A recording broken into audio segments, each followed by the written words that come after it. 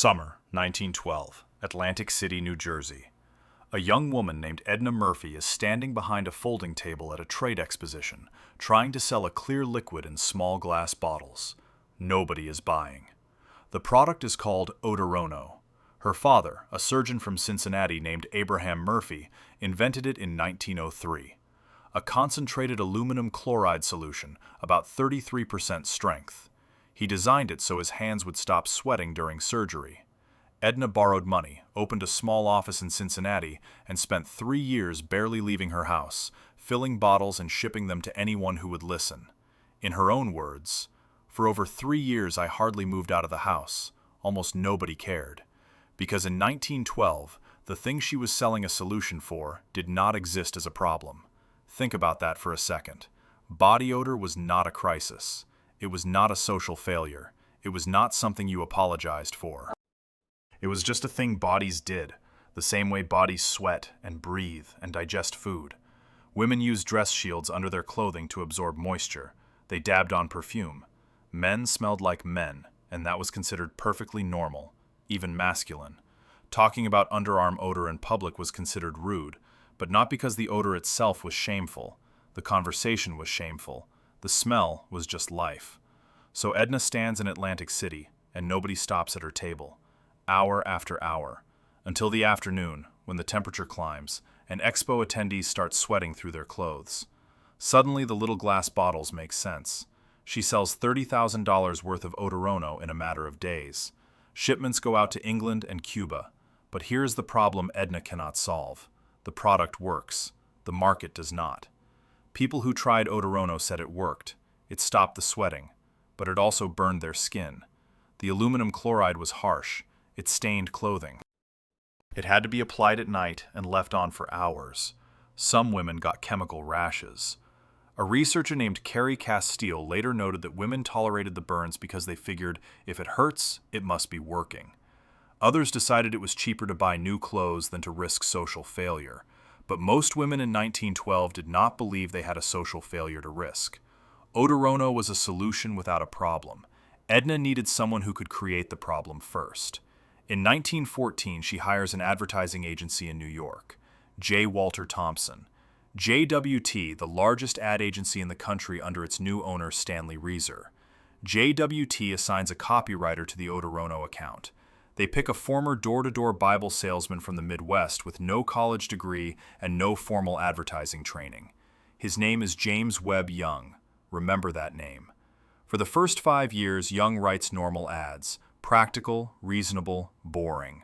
Odorono helps you stay dry. Odorono keeps your clothes clean.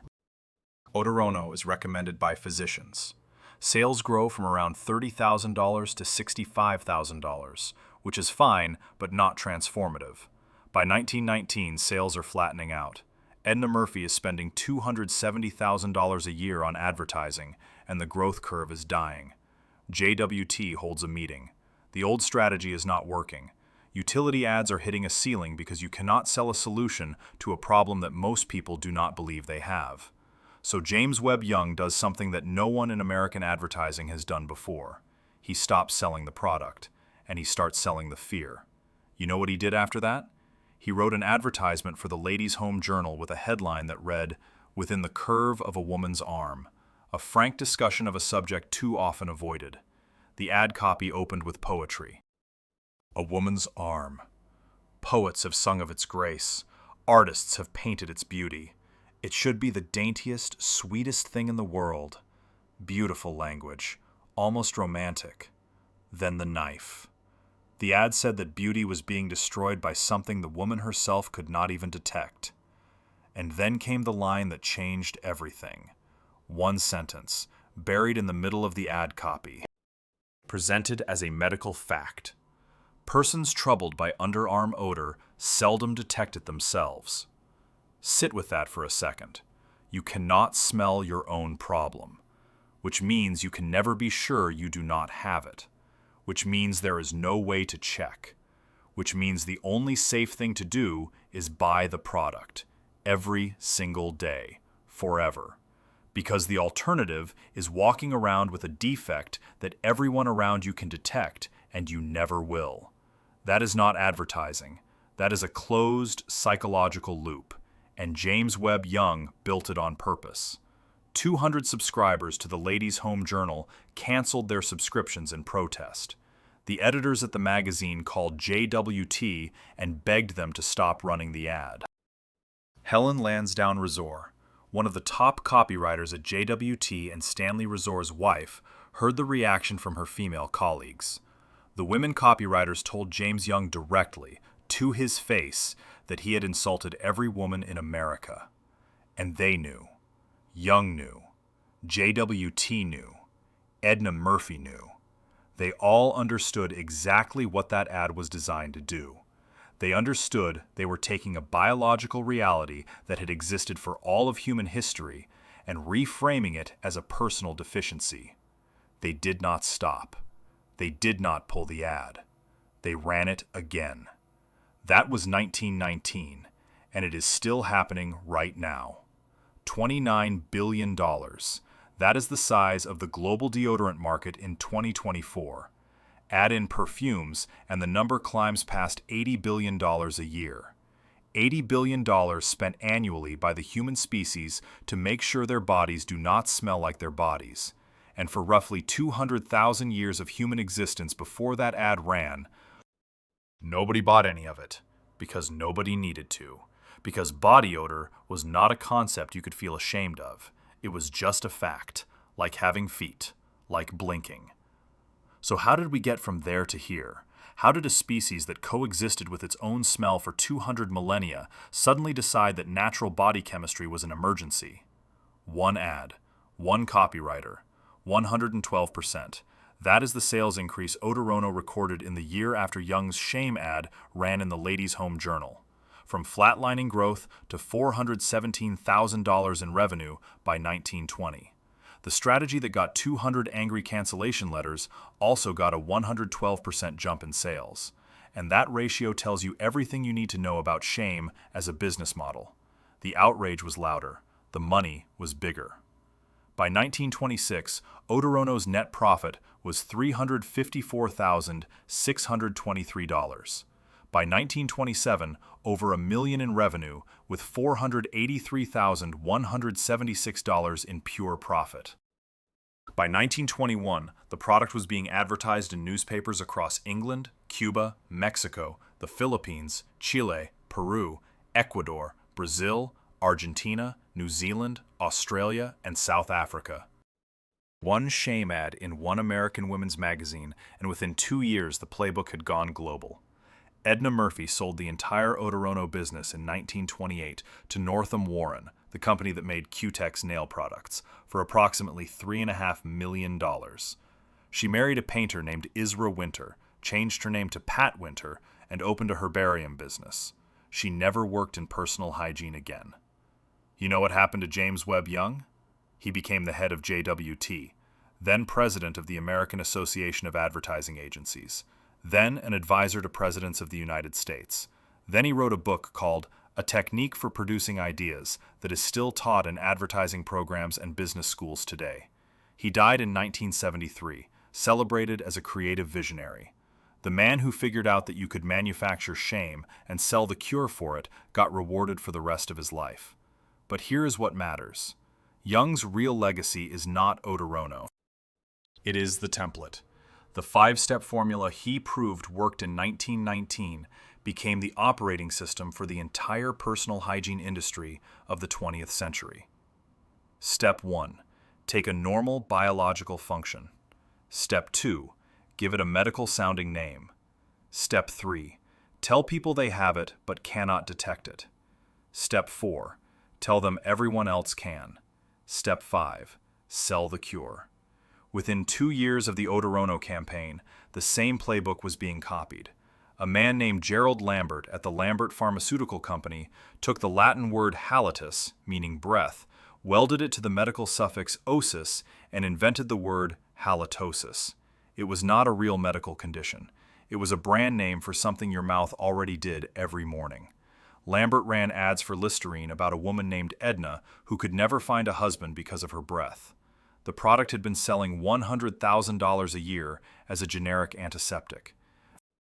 After the halitosis campaign, sales hit $4 million a year by 1927, a 3,900% increase. Same liquid, same formula, same bottle.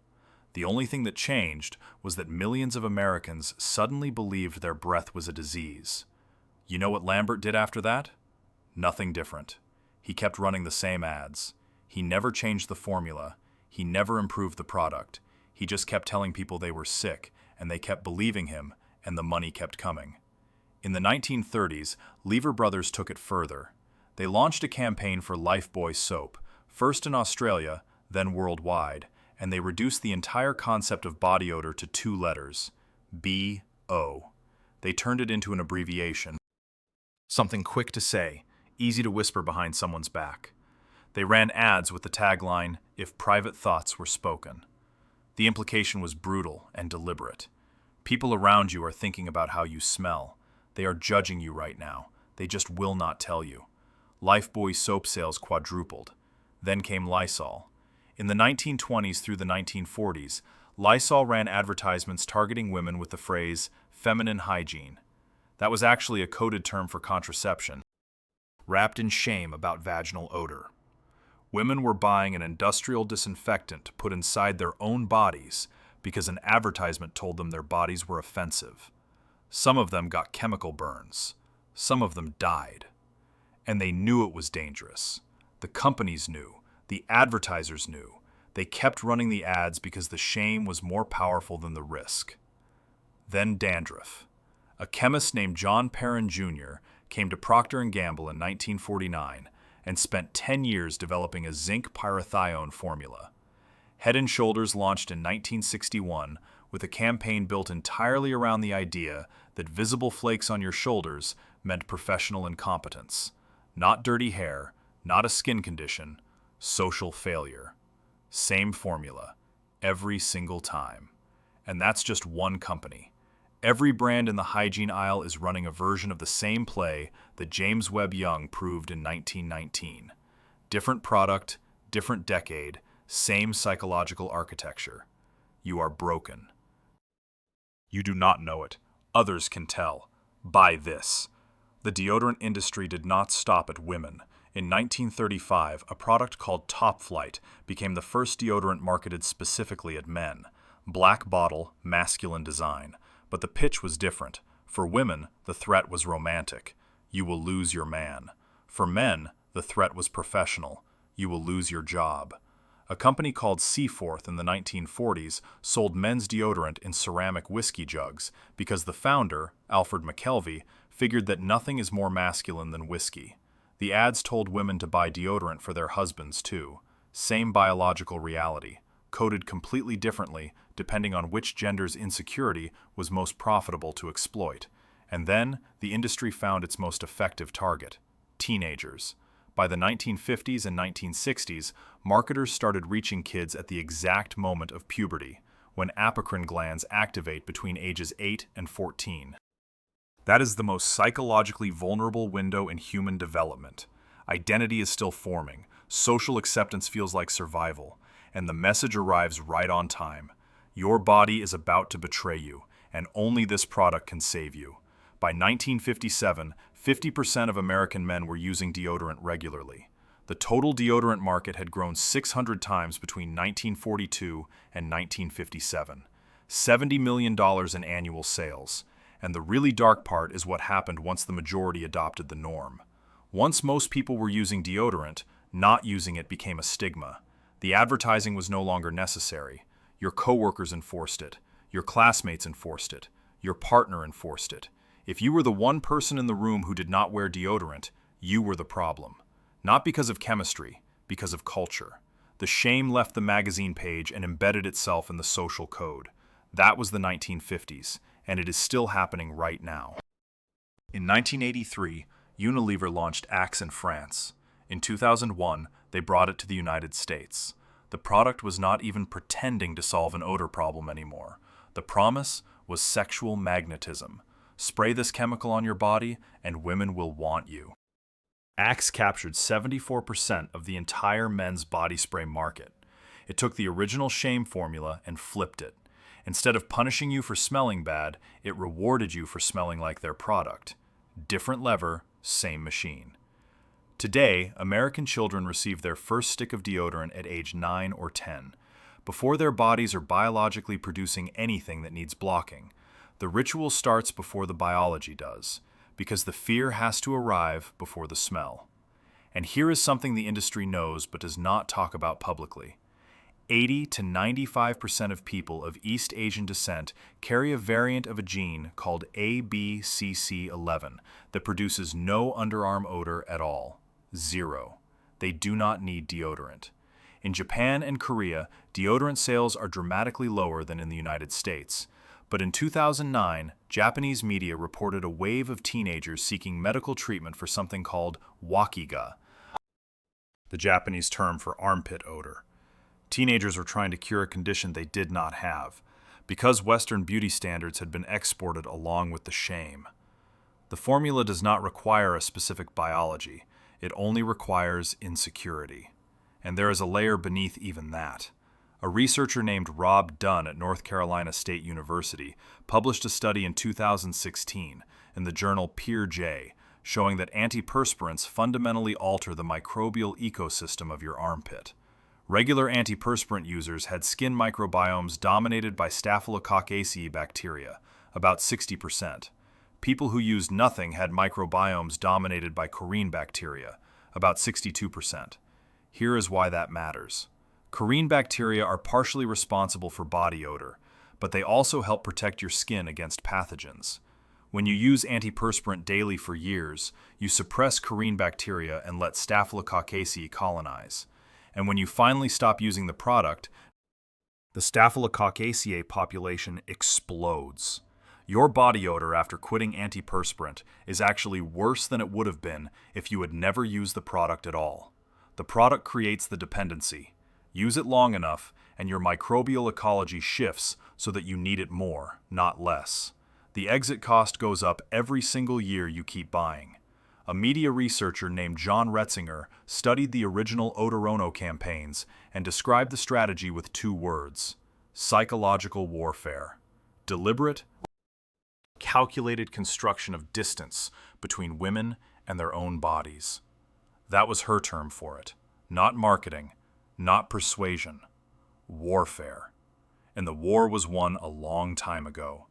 Because the real trap is not the product. It is not even the advertising. The real trap is that you cannot opt out without paying a social price that other people will impose on you.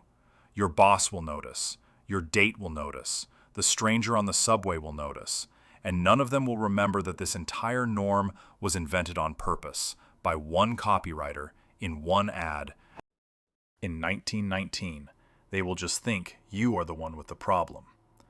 The fear became invisible. Nobody remembers that body odor shame was manufactured. Nobody thinks of their morning deodorant routine as the downstream consequence of a marketing campaign from over a century ago. It feels natural. It feels like common sense. It feels like basic hygiene. But basic hygiene is soap and water. Doctors increasingly point out that washing your underarms with plain soap removes most odor-causing bacteria. The daily application of aluminum salts and synthetic fragrance is not a medical necessity. It is a cultural ritual that was installed, on purpose, by people who profited from it. The FDA classifies deodorants as cosmetics. Antiperspirants are classified as over-the-counter drugs because they actually alter a bodily function. Neither category requires that the product be medically necessary, only that it works as described. That was 1919. One copywriter in Cincinnati, one ad in one women's magazine, 200 canceled subscriptions, and a 112% sales increase. From that single advertisement grew a $29 billion industry, projected to reach $49 billion by 2033, built entirely on the premise that your body, in its natural state, is a social emergency. And the most effective part of the whole operation is this. Even after hearing everything you just heard, you are almost certainly going to put on deodorant tomorrow morning. Not because you chose to, not because a doctor recommended it, not because your body requires it. Because somewhere in the back of your mind, You are afraid that someone standing next to you might notice, and you will not be able to tell if they did. That is the loop. The same loop James Webb Young closed in 1919. You cannot detect your own defect, so you can never be safe, so you must keep buying. 100 years from now, when someone studies what we spent our money on, what we were afraid of, what we believed about our own bodies, they will find a species that was taught to be disgusted by itself, taught by a Bible salesman who became an ad man, who became a legend. And the question nobody asks, the question Young answered in 1919, and the industry has been profiting from every day since, is the one you are sitting with right now. If the shame was manufactured, and the product was built to treat it, and the dependency is biological, and the culture enforces it without needing a single new ad, can you ever actually